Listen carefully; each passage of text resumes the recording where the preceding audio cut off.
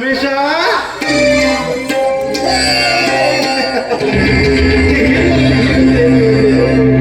ಚಿಂತೆಗೆ ಸೊಂದದವರು ಯಾರು ಈ ಸಿಗರೇಟು ಇವೆಲ್ಲ ಪಾಂತಾನೆ. ನೀವು ನಂತುಕುಮಾರ್ ಸರ್ ಅಲ್ವಾ? ಎಸ್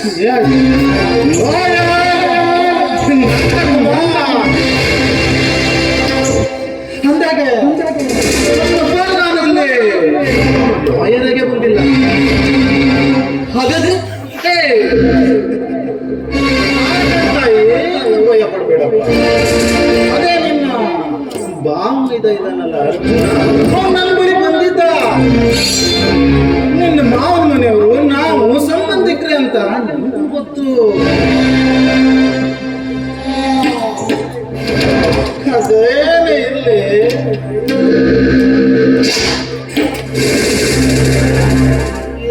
ವಿಷಯ ನಿಮ್ದು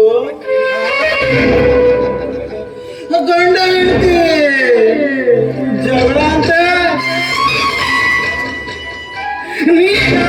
ಎಲ್ಲ ಮನೆಯಲ್ಲಿ ಹೆಂಡತಿ ಇರುವಾಗ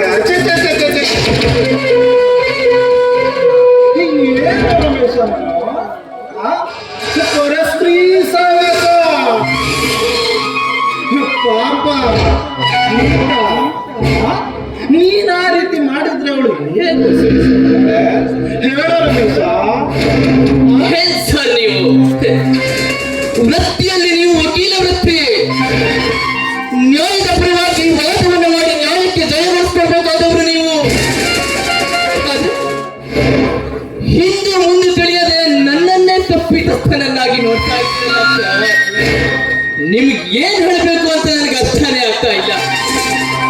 ಆ ತಲೆ ಕೆಟ್ಟವ್ರು ಹೇಳಿದ್ರು ಅಂತ ಸಾಕು ಸಾಕು ಸಾಕು ಸಾಕು ಏನು ಇಲ್ಲದೆ ಪತ್ರ ಹೇಗೆ ಬರೋದಕ್ಕೆ ಸಾಧ್ಯ? ಅವೆಲ್ಲ ಇರಲಿ, ಮುಂದಿನ ವಿಚಾರ ಹೇಗೆ? ಯಾವುದೇ ರೀತಿ ಸಾಕ್ಷಿ ಆಧಾರಗಳು ಇಲ್ಲದೆ ಅದೇ ಫೋಟೋ, ಅದೇ ಕಾಟ, ಅದೇ ಸಾಕ್ಷಿಗಳಿಂದ ಕಟ್ ಹಾಕ್ತಾ ಇದ್ರೆ ನನ್ನ ಮುಂದಿನ ವಿಚಾರ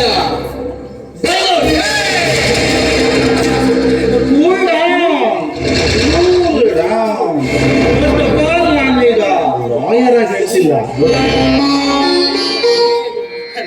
ವಿದೇಶಿಯಾಗಿ ಇಂಥ ಕಡೆಯಿಂದ ಸಂಬಂಧಿಕನಾಗಿ ಹೇಳ್ತಾ ಇದ್ದೀನಿ. ಸ್ವಲ್ಪ ಯೋಚನೆ ಮಾಡಪ್ಪ.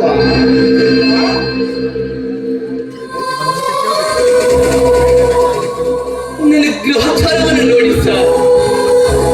ಏನು ತಪ್ಪಾದ ನಾನೊಬ್ಬ ಅಪರಾಧ ಸ್ಥಾನದಲ್ಲಿರುವುದು ಯಾವ ನ್ಯಾಯ ಸರ್? ಇದು ಯಾವ ನ್ಯಾಯ ಸರ್? ನಿಜವಾಗಿಯೂ ಆ ಫೋಟೋಗೂ ಆ ಹುಡುಗಿಗೂ ನನಗೂ ಯಾವುದೇ ರೀತಿ ಸಂಬಂಧನೇ ಇಲ್ಲ ಸರ್, ಸಂಬಂಧನೇ ಇಲ್ಲ. ನಂಬಿಕೆ ಬರುವುದಿಲ್ಲ ಸರ್. ನನ್ನ ಹೆತ್ತ ತಂದೆ ತಾಯಿಯಲ್ಲಿ ಯಾಕೆ ನನ್ನ ವಂಶದ ಕುರಿಯಾದ ನನ್ನ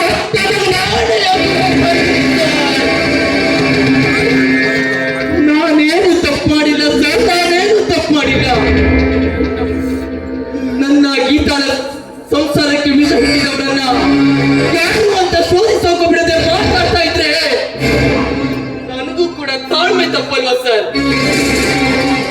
ಏನೋ ಮಾತಿನ ಬರದಲ್ಲಿ ಡೈವರ್ಸ್ ಅಂದ್ಬಿಟ್ಟೆ. ನಾನು ಹಾಗೆ ಮಾಡಲ್ಲ ಸರ್. ನನ್ನ ಗೀತಾಳನ್ನ ಕಳ್ಕೊಳ್ಳೋ ಆಸೆ ನನಗಿಲ್ಲ ಸರ್, ನನಗಿಲ್ಲ.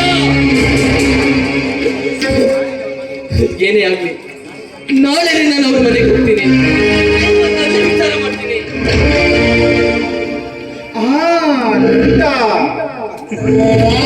ಮಾಡು, ಒಟ್ಟಾರೆ ನಿಮ್ ಸಂಸಾರ ಸರಿ ಹೋದ್ರೆ ಎಲ್ಲರಿಗೂ ನಂದ. ನೋಡು, ಕೊನೆಯದಾಗ ಮಾತು ಹೇಳ್ತೀನಿ, ತಪ್ಪು ತಿಳ್ಕೋಬಾರ್ದು. ಆ ಅರ್ಜುನ ಹೇಳಿದಂತೆ ನೀನು ಗೀತಾಗೆ ಹೊಡೆದದ್ದು ನಿಮ್ಮಿಬ್ಬರ ಶಪಥ, ಅದಕ್ಕೆ ಗೀತ ತೆಗೆದುಕೊಂಡ ಕಠಿಣ ನಿರ್ಧಾರ, ಇವೆಲ್ಲವೂ ಯಾಕೋ ನೋಡು, ಕೊನೆಯದಾಗ ಮಾತು ಹೇಳ್ತೀನಿ, ಏನೇ ಆಗಲಿ ನಿನ್ನೆ ಸರಿ ಮಾಡ್ಕೊಂಡ್ರೆ ತುಂಬಾ ಉತ್ತಮ. ಹಿಂದೆ ಹೋದ್ರೆ ಪರಿಣಾಮ ಕಷ್ಟ, ತುಂಬಾನೇ ಕಷ್ಟ. ಸರಿ ನಾನಿನ್ನು ಬರ್ತೇನೆ ರಮೇಶ ಹುಷಾರಾಗಿರೋ